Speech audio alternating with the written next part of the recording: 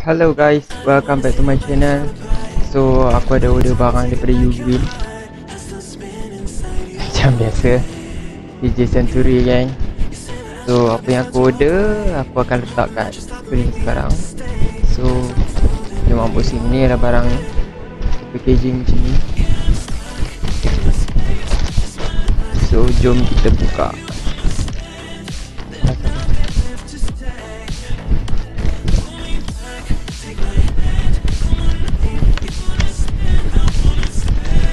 Lihat kasih lihat ke apa kan.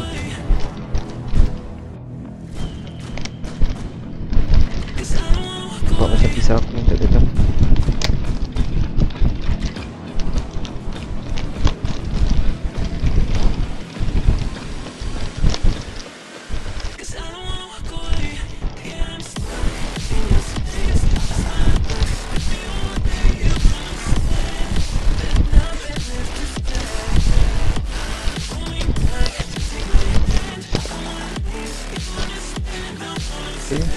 So barang-barangnya adalah tada, ini adalah wire organizer. Aku beli yang 5 meter punya. Saja aku beli lebih siap sebab saja apa-apa hal nanti nak pakai dah beli kan. So seterusnya aku beli waterproof case, black thicken edge aku beli. Tak tahu lah muat tak ni. Harap-harap muat lah. Saya nampak rayung muat. Aku yang set Huawei Mate 10. Nampak rayung muat. And then aku ada beli cable organizer juga.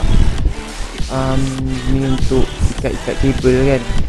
So ni untuk kabel, ni pun untuk kabel, tapi ni usually mostly untuk komputer lah, wiring dekat meja setup aku.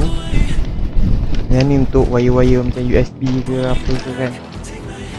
Satu lagi aku ada beli back plate, metal plate. So aku beli 4. Dia bagi free satu cable organizer juga, sama je macam ni.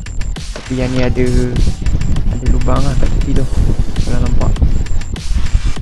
So itulah barang yang dia beli, dan packing dia tak ada bubble wrap itu saja. Yap, itu saja, ada bubble wrap. So kalau nak tengok barang-barang ni, jangan skip video ni, atau mungkin aku akan post link, atau mungkin aku buat video lain. So thank you so much for watching. Jangan lupa like and comment apa yang anda ingin tahu tentang barang-barang ni, macam wire organizer ni ke, kelebihan dia, kekurangan dia. Korang jangan lupa komen, aku akan cuba jawab. Hi, consider following and subscribing all my social media below, and also follow my Facebook gaming page on Facebook, The People Gaming. In order to do so, I will show you how. Let me change to the browser. Okay, open your browser, search for Facebook, and then for your application, just log in and then search for The People Gaming. And this is my page. And wait a second, let me view as visitor. And here you go.